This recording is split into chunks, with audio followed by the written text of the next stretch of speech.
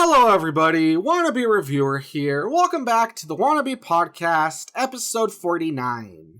Before we begin this week's podcast, I just want to give a big thank you. Number one, I want to give a big thank you to my sister for being on last week. For those of you who don't know, last week was my 1-year podcast anniversary. I mean, as crazy as it sounds, I can't believe time has gone by that fast, but the podcast has already been on for more than a year. I mean, the fact that I've been doing this so long, like I said, blows my mind, but that aside, my sister was on and she served as co-host and she brought like something really interesting to the table, which was like these 20 questions where I answered them and that way you guys could know a little bit more about me. So number one, I want to say thank you to my sister. I'm really appreciative of her, for being on and for bringing the questions, and also because she said she would donate some art. And that brings me to the second big thank you I want to give, which is a thank you to all of my listeners. I know I've said it before and I'll probably keep saying it, but for everyone who supports me with my channel and with the podcast, thank you so much. From the bottom of my heart, I appreciate it. And, sure enough,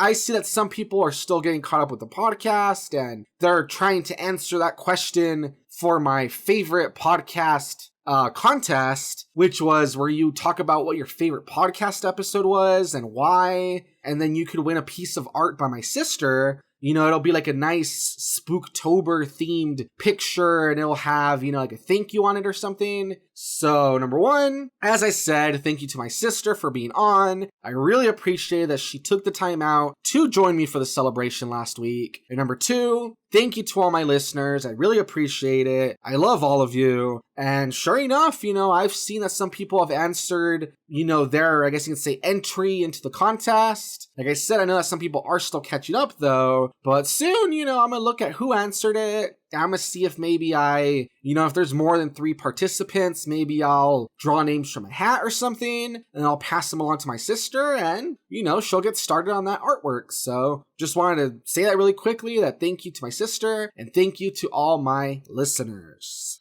With that being said, as always, I would like to start the podcast off, or at least start the podcast off officially, by talking about my week.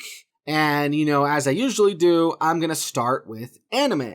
And this week, basically, I have 2 older anime series that just ended for the season that I'm going to talk about. And there is 1 new one. All right. So the first older anime that ended that I want to talk about was the one with the random title, Do You Love Your Mom? And her 2-hit multi-target attacks. And I believe it ended up being 12 episodes, I want to say. I always forget. Whenever it's like 12 or 13, I always end up forgetting for whatever reason. But it was like 12 or 13 episodes. And for anyone who doesn't remember, this is the anime about the kid that when it starts, he's filling out some survey. It asks him about how his relationship with his mom is, and how close he is to her, that sort of thing. As he's filling it out, his mom is actually like preparing him. I don't remember if it's like lunch or breakfast or something. And she's like trying to talk to him and he's kind of ignoring her. And, this shows that the relationship isn't quite the best. Sure enough, I guess thanks to that survey that he answers, he gets transferred to like a video game world. And at first he's really happy because he's gonna get to be on an adventure and he thinks it's gonna be like every, anime you've seen where he's gonna be the hero, he's gonna meet a lot of girls, all that sort of thing. But then like a minute later, his mom shows up and she's mad that he left her behind. And pretty soon it's explained to him that the reason he's been chosen for this, I mean, they kind of try to dance around it, but it becomes apparent very soon that the reason that he's in this game is so that him and his mom can like bond and their relationship can improve.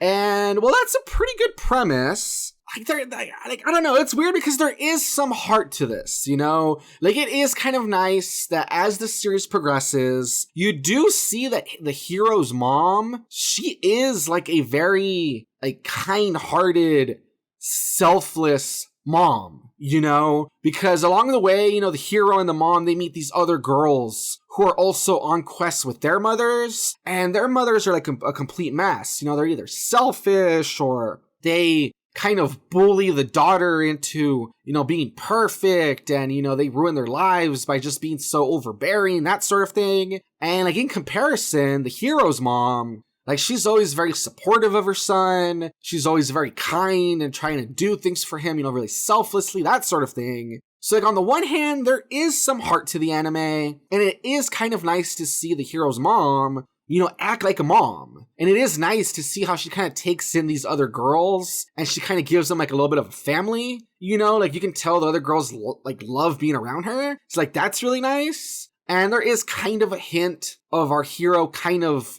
he shows that he does like appreciate his mom and how she's not like the other moms. Like he does kind of open up here and there, and you can tell that their relationship like is improving a little bit, like he's trying to not be so much of a brat, always being kind of like annoyed with her and yelling at her, even if she does act a little, overprotective and stuff, like he is kind of trying to like open up to her. So on the one hand, that is nice, and it is, it has some heart to it. And not only that, but there is some humor to it that kind of works, Like, I do think that there's, like, some jokes that were fine. I think the fact the mom's, like, overpowered and that basically she, like, puts, like, the son to shame because she basically ends up being the hero instead of him. I mean, that's, like, a funny premise. And there is times that they kind of make it work. And, like, humor between the characters. Sometimes it's kind of funny, There's this character called Porter. She carries around like a 300-pound backpack so she can carry a bunch of stuff. And like the mom always like says that like Porter, basically she's like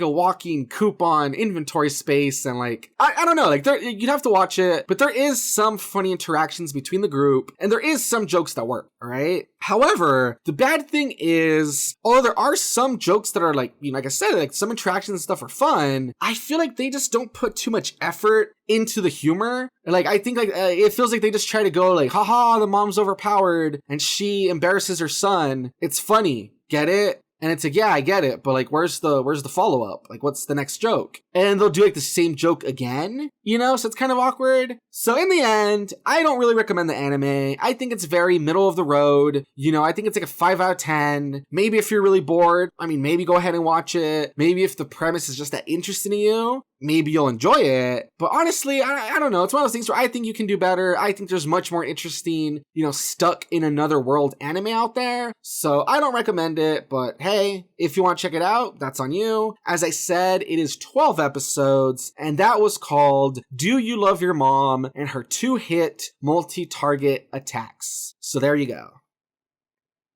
Moving on, this is an anime that I've talked about quite a bit, and last week my sister, brought it up again, and that is Demon Slayer, which in Japanese, if you're looking for the Japanese title, I believe it's something like Kimetsu no Yaiba? Yeah, Kimetsu no Yaiba. And I'm not going to talk about it too much because I've talked about it, like I said, plenty. But Demon Slayer had its last episode on Saturday. So, right after I put up the last podcast. And sure enough, as I guessed, the last episode was basically just, I guess you can say like build up, or it's just kind of like showing like what the next arc is gonna be, like it's kind of like building up to it. And it was still a fun episode though. I still thought it was really fun seeing everybody get ready for the next adventure. I thought some of the interactions between the characters were really good, that sort of thing. And I do have some news about the show, later in the podcast. But yeah, all I can really say is that I really enjoyed it, compared to something like Do You Love Your Mom and Her 2-Hit Multi-Target Attacks, where I felt like it was very mediocre and I wouldn't really recommend it because I don't know, I just feel like there's other anime in that same genre that are much better. I feel like Demon Slayer is the opposite. I feel like even though, there are a lot of anime and like the shonen, sword fighter, on an adventure fighting creatures, genre or whatever, I just feel like this show still manages to do some new things, and it still manages to like really have its own identity, So do I recommend it? Yes, I do. It was 26 episodes. It was on Crunchyroll. I believe it's on like everything now. I think I saw it's like getting a dub and stuff. So I recommend it. I would say keep an eye out for it. I've talked about it plenty. But Demon Slayer, I think it was one of my favorites from these like last 2 seasons, So there you go. Alrighty, finally, moving on to my last anime. And it is an anime called Kemono Michi Rise Up. And I'll admit, that I still don't know if I like the show or not. It's just really weird. What caught my attention was the premise, and the premise is really interesting. Basically, let me see if I can pull it up really quick. But the premise is that we have this masked wrestler. I believe his name even is something like Animal Mask or something. Like it's something weird like that, right? And it looks kind of like a tiger mask, sort of. And as the synopsis says, professional wrestler and animal lover Shibata Genzo is suddenly summoned to another world. Greeted by a princess, she requests to get rid of the evil beasts roaming in this world. Outraged that he was asked to kill monsters, Genzo German suplexes the princess. Unable to get back to Earth, he decides to live a peaceful life and manage a monster pet shop. So, I don't know. I mean, as you can tell, that premise is definitely interesting. And that's what caught my attention. And I'm like, wait. So it's a wrestler that he loves animals so much that, yeah, when the princess asks him to kill, some beasts, some demon beasts, he is so insulted that she would ask him to kill an animal that he German suplexes her.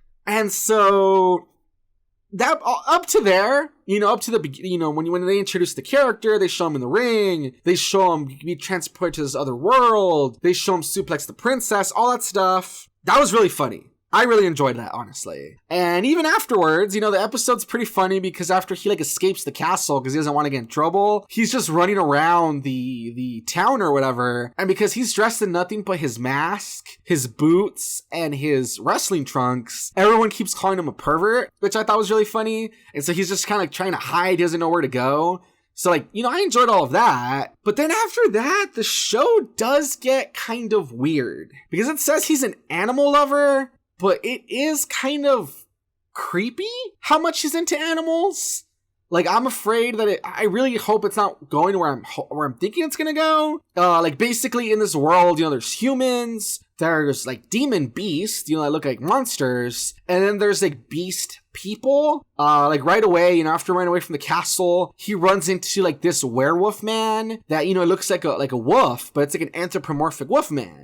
And he meets a girl that, looks like a girl, but with a tail and wolf ears. So she looks kind of like a human with animal features, and he looks like a animal with some human features. And right away, he gets really excited and he starts trying to pet them and all that sort of thing. And because he says he loves animals, and he says regardless of gender or type of animal or whatever, he loves animals. And so he wants to play with them and pet them or whatever. And that sounds fine. But then when you look at how he's doing it, he grabs the Wolfman and pins him down and starts petting him against his wishes until the Wolfman blushes. So that's really awkward. And then he's gonna run after the wolf girl, but she he gets distracted, it doesn't happen. And then later, he saves this girl from being an animal slave or whatever. And they go to this hunters guild, and the hunters guild it basically hires him to go kill these Cerberuses. Those a pack of little dogs with 3 heads,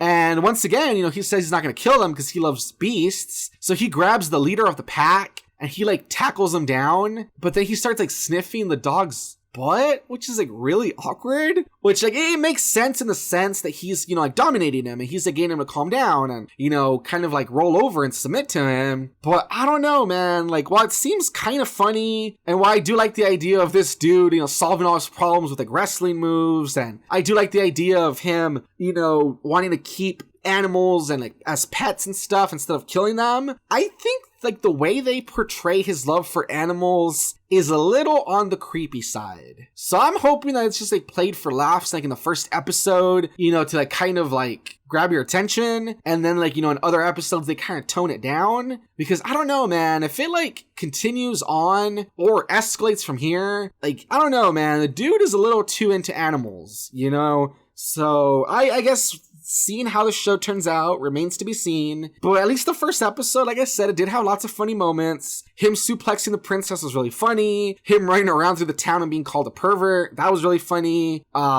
Seeing people react to how he just takes down Cerberuses, with his bare hands or whatever. That was kind of funny. I did enjoy that. There is a gag right at the end of the first episode when he looks around at his companions and he says, yeah, the 4 of us will do it. We're gonna open a pet store or whatever. And then the girl that he saved from being a slave. She's like, wait a minute, what do you mean the four of us? And they pan to like a character that came out of nowhere. Like that was kind of funny. So it does have, some humor. So I'm hoping it ends up being a good show. I hope that they kind of tone down his love for animals. Hopefully they don't make it too creepy. But, in the meantime, I don't know. I mean, if anything I said sounds interesting to you, check it out. If you kind of want to wait, as I said, to see if it gets a little hopefully they don't escalate it. I understand, and I will try to watch maybe like 1 or 2 more episodes, keep you guys updated. But in the meantime, that was called Kemono Michi, Rise Up. And yeah, we'll see how it goes.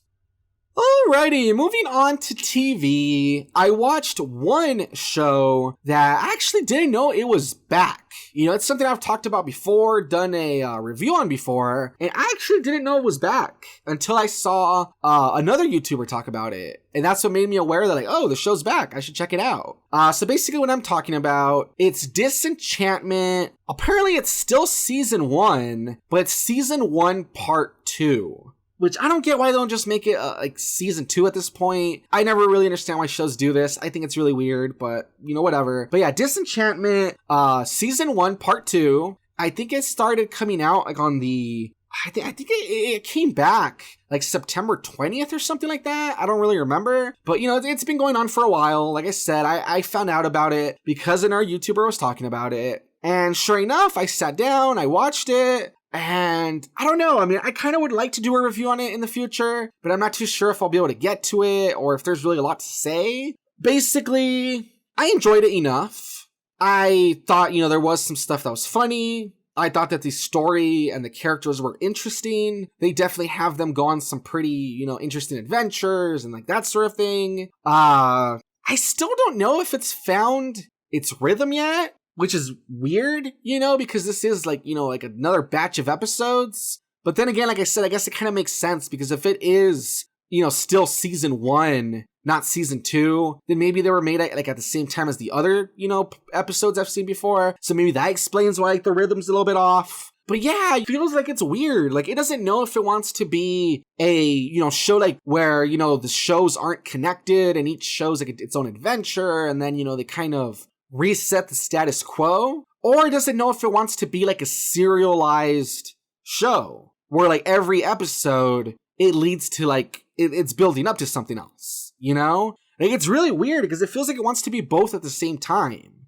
because definitely we start the beginning of this part or whatever and it picks up right where the other part left off. Which, I'm not going to spoil it, but it picks up, where, Dreamland or whatever is in trouble. And Bean doesn't really know what's happening, and she has to kind of figure out, the truth, I guess you can say.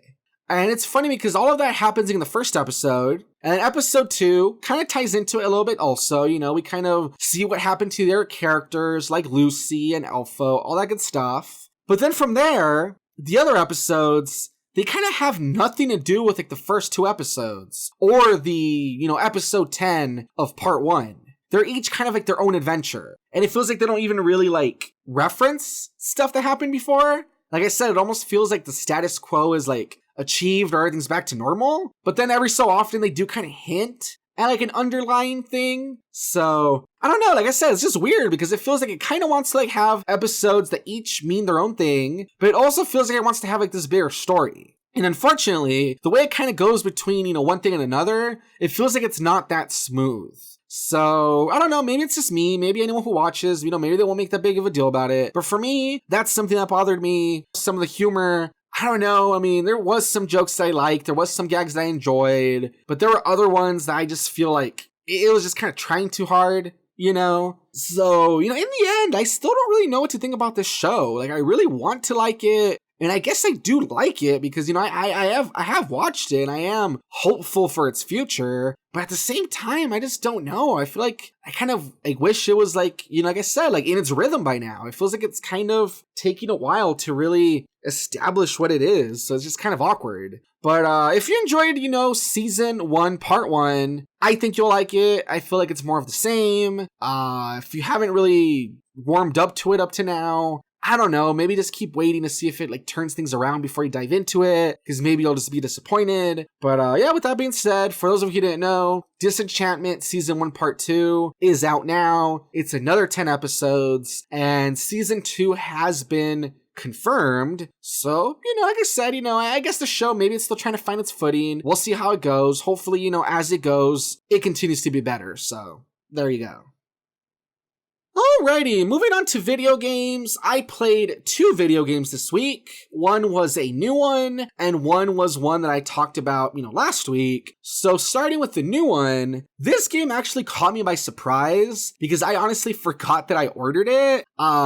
Basically the way it works is that over on Amazon, I don't know if you guys have ever seen how it gives you it gives you an option that you can save things to your wish list. And so basically what I like to do is that I throw games into my wish list. I mean, more than just games, but especially games, I throw them into my wish list. And every so often, I'll check up on them. And sometimes there's some games, especially games that haven't come out. And then let's say they're not going to come out for the next year or two. Sometimes they'll actually drop in price, which is really cool. For instance, Cyberpunk 2077, for instance, it's a game that people have known for the longest time was going to come out, but they didn't really know when until recently. And so ever since I really found out about it, being a thing, I threw it into my wish list. And sure enough, I think it was around E3 time when they finally talked about the release date and everything. There was this E3 sale where a bunch of games, they were on discount.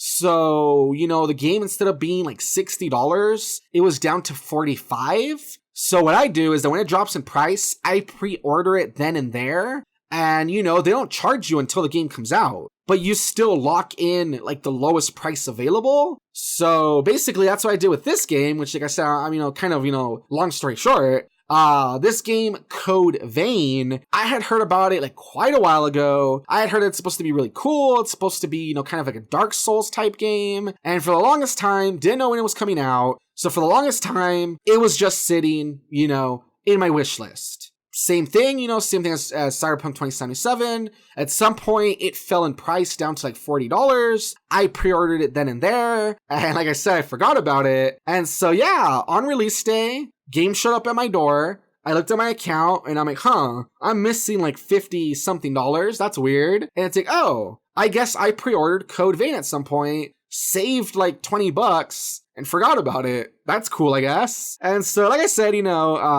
wasn't expecting it, but sure enough, I popped it in, and yeah, I've been really enjoying it so far. The best way to describe it, it's definitely an anime Dark Souls, You run around a huge map, and you kill things, and it's hard because, you can really lose a lot of health with just a hit or two. You definitely have to memorize enemies' patterns and stuff. You have to do a lot of dodges while you keep an eye on your stamina, that sort of thing. But I've been having fun with it. I think it's really interesting. For anyone wondering, I am rocking a character that she's a darker skinned girl with purple pigtails. She has one eye that's red, one eye that's blue. Her top is basically just a bra, and her pants are these purple genie pants with black boots. And she's rocking a huge, I don't even know if you call it a sword. If you've ever seen Berserk, the huge sword that Guts carries around? Or, I guess you could also say, like Cloud from Final Fantasy VII. That huge Buster sword he carries around? It's bigger than that. And that's what she's waving around. And I've just been having a bunch of fun with the game. I just love running around as an anime girl with purple hair, beating the crap out of things with my huge sword. I love it. And I've been having fun with the game. And I think it's one of those things that if you like Dark Souls, I think you'll enjoy this. I think if you're too much of a fan of Dark Souls, you might not like it. Because I know that there's some people who are too into Dark Souls and, they start looking at stuff like the frame data and they get really into it. They might not enjoy it because it is, its own thing. But I think that if you enjoy Dark Souls enough, you've been a casual fan, I think you'll like this. And yeah, I've been enjoying the game. I think it's fun. I'm glad that I pre-ordered it at some point and it was kind of a surprise gift to myself. So there you go, guys. If you hadn't heard about the game, but you'd like to try another Dark Souls type game with a anime aesthetic, there you go. Code Vein. I recommend it. I think it's fun. Alright, finally, the last game that I played a bit of this week is a game that, like I said, I talked about like the last week or two, and that is The Legend of Zelda Link's Awakening Remake. Unfortunately, I didn't play as much of it this week as I did before, because not only was I really busy with like some videos and stuff, but, Code Vein just kind of came out of nowhere, and, once I popped it in to give it a try, kind of got a little bit obsessed with it. But still, what I've played of Link's Awakening, I continue to enjoy it. I continue to think it is a really fun game. I love how even the smallest things, even like the claw game you can play to win like prizes and rupees and stuff. I just spent last time like an hour just getting a bunch of different prizes and stuff. It's just really fun. And I don't know, more than just being happy with it myself and it being like a really good remake, I think what makes me even happier is that a bunch of people are trying it out and enjoying it, Like, I know there was like this bigger YouTuber that he always talks about all sorts of like Nintendo games. And I know he did a review of the game. He loved it. He was having a bunch of fun with it. It's like, that made me really happy. There's like I guess you can call him like a smaller YouTuber, but he is, like in the thousands at this point. But there's a YouTuber I've talked about. We both started YouTube maybe around like the same time. His name is Scouse Mouse, and he does all sorts of LPs and streams and stuff, over on his channel. And I remember I had told him, he might want to check Link's Awakening out because he might like it. And, he always said he might, but he never really got around to it because he was busy with other games. And sure enough, as soon as this game came out, I guess it was back on his radar. And so he tried it out.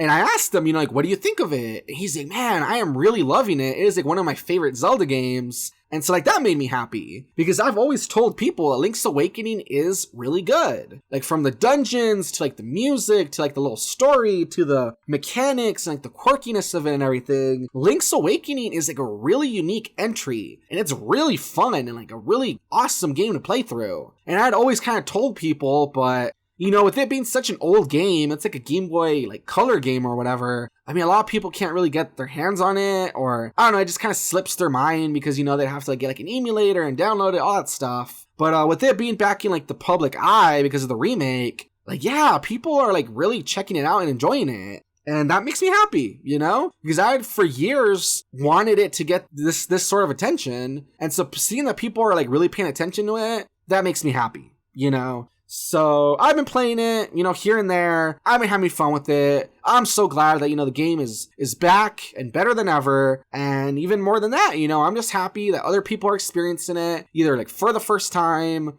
or, they're experiencing it again, in like better quality. And yeah, everyone seems to be loving it. So that warms my heart. That makes me happy. So there you go. Alrighty, guys. And with that being said, that brings me to the end of my week.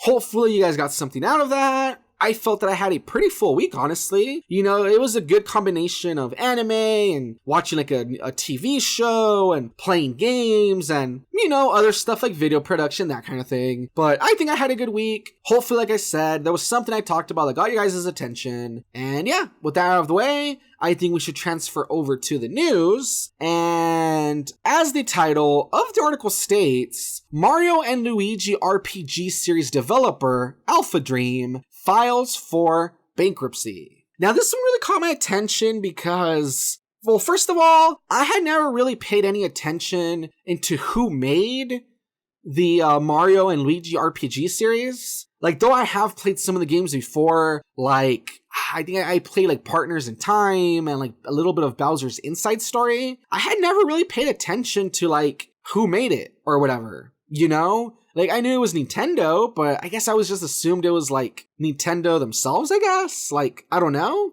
So that was one thing that really caught my attention. And I'm like, oh, apparently a team called AlphaDream makes those games. Okay. However, the other thing that caught my attention that I thought was really weird is that if it's a game that's like a very clear-cut Nintendo property, I would think that it's made by a studio that's like a first or, maybe even like second party studio. And so for them to go out of business is really weird. And so that really surprised me. So I'm just going to read, different parts of the article.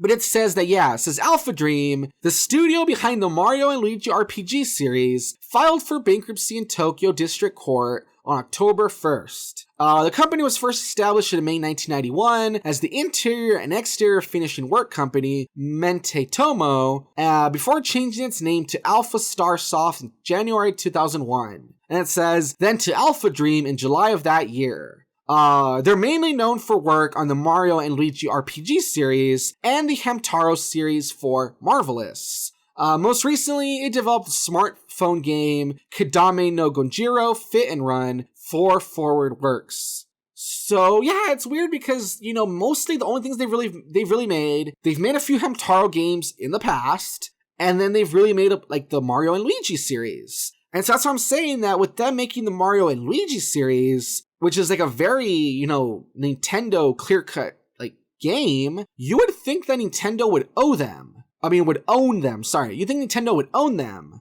Or if they're going out of business, you'd think that Nintendo would buy them then, right? To get them out of debt? But yeah, for whatever reason, not only are they not owned by Nintendo, and not only is Nintendo not willing to buy them, I guess? But I don't know, it says at the end of March 2018, AlphaDream's amount of debt totals about 565 million yen. And, near the end of the article, it even says, the sluggish income, heavier burden of development cost, and financial deficits in recent years have entered the company into a financial state of insolvency. So yeah, it just sounds like a weird story all around, right? First of all, like I said, you would think that the Mario and Luigi RPG series would be handled by Nintendo, or some sort of a Nintendo, little studio or whatever, right? Some sort of a team. Then you find out that no, it's made by a team called AlphaDream. And you're okay, but they're probably a first or second party company, right? Once again, they're not, which is weird. And then you're okay, it says here that they're gonna go bankrupt or whatever. Nintendo will probably buy them, right? They're obviously an asset, right? But then it looks like that's also not happening. So, I don't know, man. I don't know how they got themselves into so much debt. I don't know why Nintendo doesn't own them if, they make games right for Nintendo. I don't know. It's just a really weird story. But when I heard about it, it definitely got my attention because it's just so, kind of bizarre, But I don't know. If you're interested in looking into it yourself, link is in the description below. You can check out the story. And I guess all I really got to say is that it sucks, Because not only does it suck that, Super Mario RPG, which is an awesome RPG for the Super Nintendo, not only does it suck that that is probably never coming back, but then its replacement, you can call it a replacement, which was the Mario and Luigi RPG series, which I've played it here and there, and it was pretty fun. It had its own thing going on. Knowing that that is probably going to go away, that's disappointing, So, I don't know. Hopefully they find a way to turn it around. Hopefully Nintendo changes their mind and buys them, or I don't know, they assign a new studio to it, and maybe some of these guys can go work for the new studio. I don't know. But, I don't know. In the meantime, it does kind of suck, but I guess all we can really do is just hope for the best, I guess. So, there you go.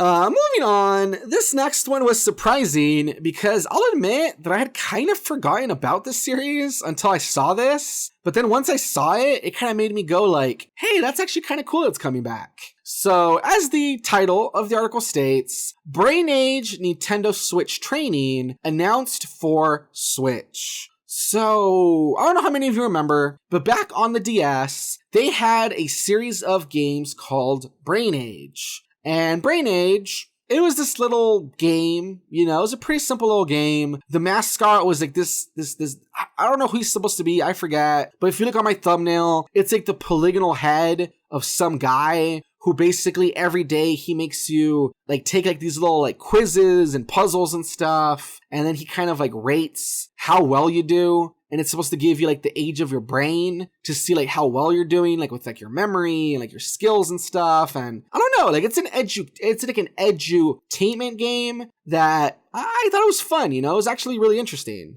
Because it was learning, but it was in the style of mini games, which was cool. And sure enough, like I said, that was a whole series for the DS. I remember that a lot of people bought it. Since then though, the series has kind of disappeared.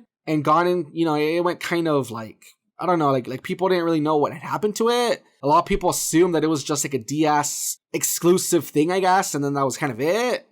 And, besides like a cameo as an assist trophy in the Smash games, no one had really heard or really thought about Brain Age in a while. And like I said, though, they made this announcement, and apparently it's supposed to be out December 27th in Japan. And, if you look at the link in the description below, they have like a little promotional trailer or whatever. And I don't know, I just think it's cool, Like, will I buy it? Not too sure, but I might, because like I said, I do have that history with the series, and I did think it was fun, and I don't know, just hearing that it's coming back, it's the kind of thing that makes me go, good for it. I hope it does well, and hopefully it's fun, so that people fall in love with it again, and, maybe it's worth playing, so I guess we'll just have to keep an eye on it, so there you go.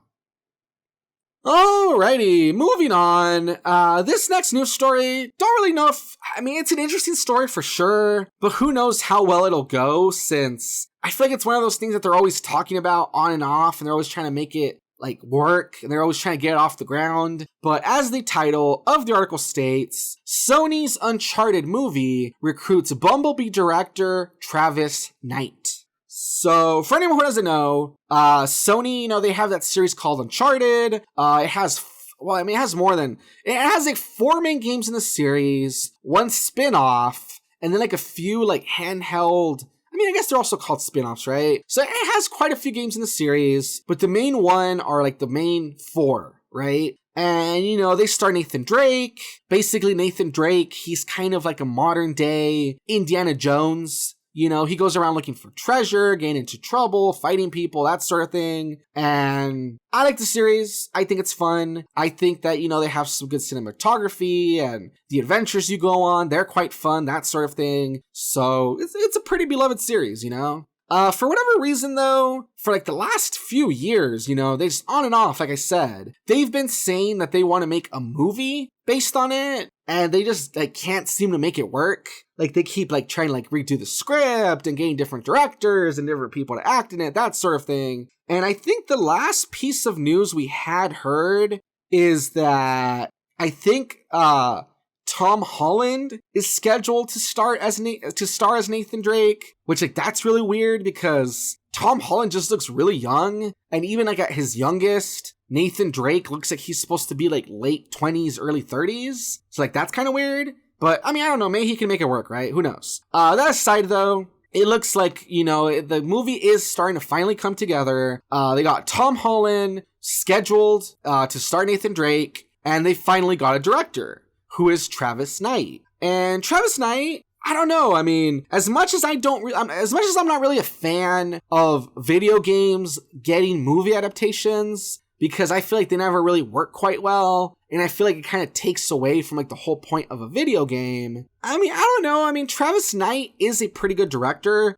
For anyone who doesn't know, he's the guy who works with Laika Studios, who's made stuff like Coraline and Kubo and the Two Strings, and there's a few movies they made, but I think those are the 2 that he also directed, I want to say. And so those are really good movies, and he really knows how to make the stop motion come to life. That's really cool. Likewise, unexpectedly, he was the director of the Bumblebee movie. And even though the rest of the Transformer movies aren't great, and most of them are really, really bad, surprisingly, Travis Knight's Bumblebee was actually, I would say it was actually pretty good. It actually had some heart to it. And it actually had an interesting story of this girl bonding with Bumblebee. And it had some good humor and just, I don't know, it actually worked, surprisingly. So it's one of those things where I guess I'm just kind of divided. Because even though I don't really believe in turning video games into movies, like I said, I just feel like it doesn't really work and it kind of takes away from the whole experience. They do have Tom Holland, who I think he's an entertaining actor, and they do have Travis Knight, who I think is a pretty good director and has done some surprising stuff in the past. He is leading it, so I don't know. Maybe surprisingly, maybe he can pull it off. I don't know, So So that's why I'm kind of conflicted, because on the one hand, even though I don't want to believe in this, and I'm hoping it doesn't like get made because I feel like it's not going to work, at the same time, I mean, if this is a guy who could take a Transformers movie and make it likable and make it, like I said, have some heart to it, I mean, I don't know, maybe I'm underestimating him. Maybe he can make this work, you know? So, you know, still remains to be seen. For all I know, maybe the movie won't work, or maybe they will cancel it, or maybe it ends up being terrible if it does get made. But in the meantime, you know, there you go. It looks like the movie is progressing. And if you're interested in reading more about it, link will be in the description below. If you're excited for it, more power to you. Keep an eye out for it. Let's move on.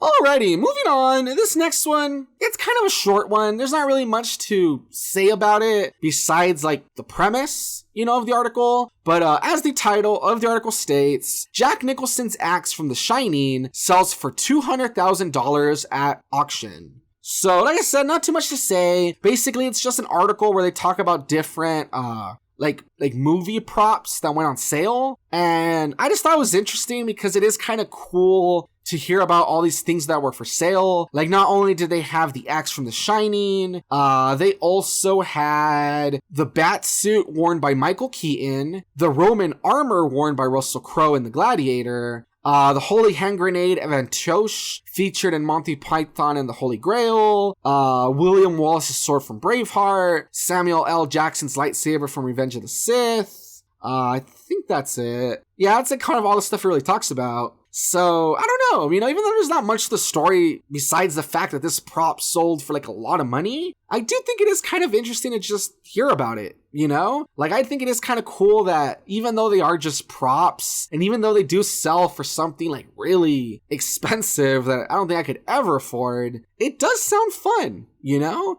Like, I think it does sound fun to like maybe go to an auction and buy one of these pieces of pop culture, you know? Like, if I had the money for it, I wouldn't mind owning something from a movie, you know? Like, even though I don't really like the prequel trilogy at all, I still think that owning Samuel L. Jackson's lightsaber, that sounds kind of cool, you know? Like, I wouldn't mind owning that just so I can show it to people and I could say, you know, like, this is the lightsaber from, you know, the first movie or whatever, owned by Samuel L. Jackson. Like, I think that'd be kind of fun. So like I said, I just thought I'd share that story, not so much because it has like a lot of content to it or like a lot of substance, but, you know, just because I thought that it was kind of fun, and I just think it's kind of fun to talk about different things for sale, and I don't know, you know, like out of the things that they mention here, I think the thing that catches the most attention for me, it's either the lightsaber, you know, Samuel L. Jackson's lightsaber from the prequel trilogy. I think it's either that, or maybe the bat suit worn by Michael Keaton. I think those are like the coolest things that maybe I would want to own. But in the description below, you know, let me know if you could buy a piece of, you know, like a prop or something from a movie or TV show. What would you buy? Let me know in the comments section below. Alrighty, moving on to this next one, which is a TV news story. Once again, it's a pretty short one. There's not really much to it since it is more of like a teaser / like announcement sort of thing. But as the title of the article states, Stranger Things Season 4 confirmed by Netflix and new locations teased. So for anyone who's been following with the show, at the end of Season 3, things ended in a way that was quite interesting, where I don't know. I mean, you kind of wonder if there's going to be more of the show because people kind of go their separate ways, you know, especially like a lot of important characters. And there's some characters that are kind of, you know, yeah, I'm trying to like, you know, like kind of dance around it. They're kind of MIA, you know, until it's confirmed what happened to them. And so, you know, people are wondering, you know, is this going to be the end, or are they going to make another season? What's going to happen? And sure enough, you know, if you look at the link in the description below, it takes you to an article where it talks about it. And they have like this little like confirmation announcement trailer thing where they do confirm that there is going to be a season 4, and they hint that compared to the other seasons, which have all taken place in, I want to say the town is called Hawkins. Yeah, Hawkins. It says, you know, like the show's coming back, and it says something about like, who knows where we'll find ourselves this time or something like that. So whether that means that, you know, the characters will be in different locations, or whether characters might reunite in the Upside Down, which is like the alternate dimension, I mean, we don't really know yet. But, you know, there you go. For anyone who's a fan of the series, Season 4 has been confirmed. They do seem like they want to shake things up by having different locations. So, that's something to keep an eye out for. So there you go. Speaking of keep an eye out for, this next and, last TV news story is something that I'm looking forward to, and that is BoJack Horseman Season 6. And as the title of the article states, BoJack Horseman Season 6 trailer prepares audience for the two-part final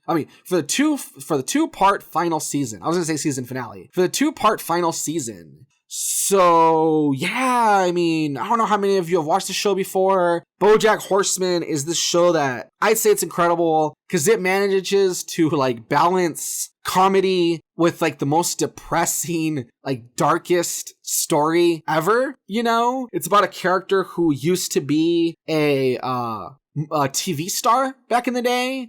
But yeah, back in the 90s, he was the star of a TV show, and it was kind of like a Full House type show, where it was like a sitcom, blah, blah, blah. Now we follow the character as he's, older, and he's bitter, and he's an alcoholic, that sort of thing. And, he's trying to get his career off the ground, that sort of thing. And if you watch the show, he has his ups, and he has his very lows.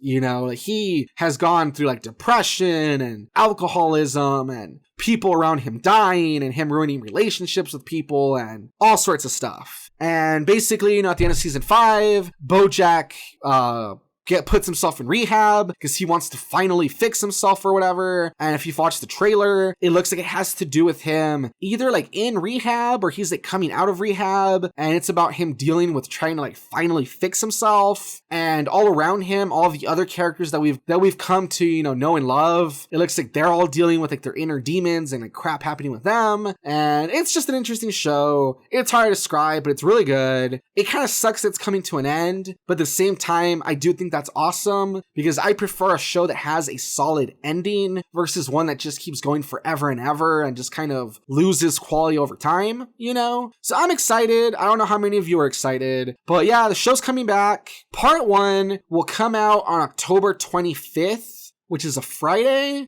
I believe it's going to be I was hoping I could see the number of episodes. I actually don't know, but I know they're cutting it in half, where some will be in October, and then some will be early next year. But there you go. Sounds pretty cool. I'm excited. Hopefully the show goes out on a high note, and hopefully it pulls at the heartstrings, as it always does, because I think that's what makes it so great. But if you're excited for it, check out the trailer below. There you go. Alrighty, moving on to anime news. This is something that I kind of hinted at early on, and honestly, it's not much of a news story because we don't have too much information just yet. But as the title of the article states, Kimetsu no Yaiba gets sequel anime film. And for those of you who remember, as I said, Kimetsu no Yaiba is the Japanese name for Demon Slayer. And yeah, sure enough, it was kind of cool because as Demon Slayer was, airing or whatever, and it was getting closer to its season finale, I just kept wondering, why haven't we heard about a season 2? With how well the show's doing, I know they definitely have the material.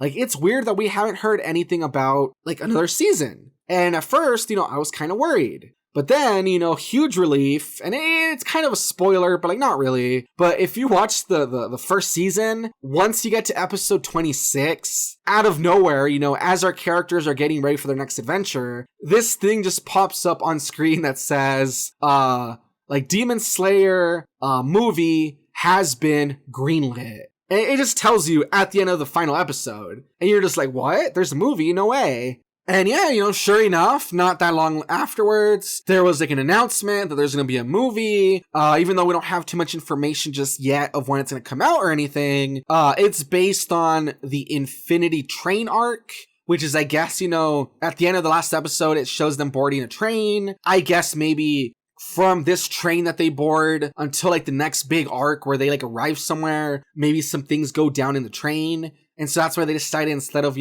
making it a few episodes or whatever, they're like, hey, why not just make that part of the story a movie? Even though that doesn't sound too exciting, I'm still hoping the movie's really good. And so yeah, link is in the description below if you want to read about it and look at the little announcement trailer. But like I said, we don't have too much information just yet, but hopefully it's soon, so there you go.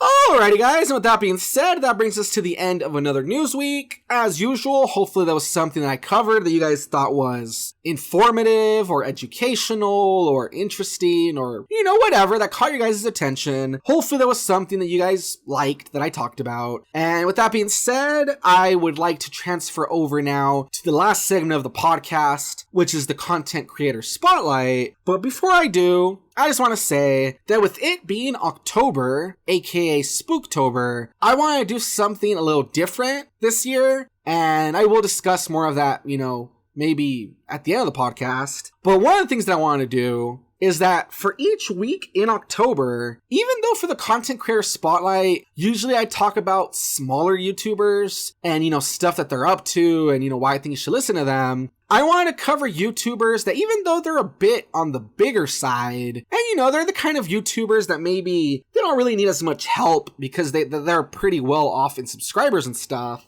I still wanted to do a thing where for each week, I want to cover a different channel that I think really ties well into the October theme, for one reason or another. And so this week, for my first Spooktober, Content Creator Spotlight, the channel that I want to talk about, currently sitting at 869,000 subscribers. As I said, he doesn't need any help, but I still want to throw it out there, is a channel called Nexpo. And Nexpo, which I think he went through a rebranding. I think his full name used to be Nightmare Expo, but now he's Nexpo, to make it shorter. Nexpo is this awesome channel where he basically covers all sorts of creepy stuff around the web. Not just the web, but that's his bread and butter. So, just kind of looking at his list of videos, so you guys kind of get an idea what I mean. He did something called A Redditor's Dive into Turmoil. And that was this really interesting video where it's almost an expose sort of thing, where he talks about this Redditor that asked for advice on a forum, and then later kind of how it cycled out of control. And it ended up with a murder. Alright, I'm just gonna leave it at that. But it ended with a murder, and people kind of discovering that, holy crap, this guy who was asking for help, he ended up being involved in that. And so that's really creepy just seeing how that developed. So that's one video he did. Another video he did, it's called Security Guard Encounters a Haunting. And it's this, once again, it's an interesting kind of expose sort of thing where he talks about this security guard who he's kind of made himself famous on TikTok he has videos where, they're very normal. He talks about himself and what he does as a security guard, that sort of thing. But then as time passes, he starts talking about his job and how he keeps seeing kids in this cemetery. And he keeps seeing I think a little church where the lights turn off and on by themselves. And it shows him getting footage and hearing noises and stuff. And so that's really interesting. And, the third video he has, the latest video he made, it's called What's Going On with Dad. And it's him looking at this, ARG, basically, which is an alternate reality game, which is a sort of thing where, it can be made of, videos and links and audio files and pictures, and they're all tied together. And it's this big scavenger hunt where you're kind of trying to solve what the lore or the purpose of something is. And it's about this YouTube ARG, about this weird series about a guy named Dad. And that he says that he wants to be the best YouTuber or whatever. But the way he talks and everything, it's it takes place in this weird alternate dystopian world. And it's the guy's being sedated by his family. And I don't know, you'd have to check it out. It's really weird. But basically that's why I love Nexpo. Because he looks at all sorts of weird things around the internet, whether it's weird Reddit pages or weird Reddit forums, or whether he's looking at weird YouTube channels or ARGs, that sort of thing. For instance, he has other stuff called Disturbing Things from Around the Internet, and he has 8 volumes of that. And it's the same thing where he just looks at weird, creepy YouTube channels or weird websites that are kind of hidden away in the corner of the web where no one really notices them, or I don't know. It's all sorts of really interesting information that he covers. And I just think that he fits into the October Halloween vibe because his videos, they're really creepy. He covers some dark stuff. And so I just, I fell in love with this channel. I've been following it for about a year or two. And I just think that his channel is really interesting. His stuff is very well. It has good production value. He has a good narrator voice. The stuff he covers is really interesting. And so yeah, for my content creator spotlight for this week, I suggest you guys follow Nexpo. And like I said, he's currently sitting at 869,000 subscribers. So does he need my help? No, but I just think that he's a really interesting channel. I think he's worth looking at.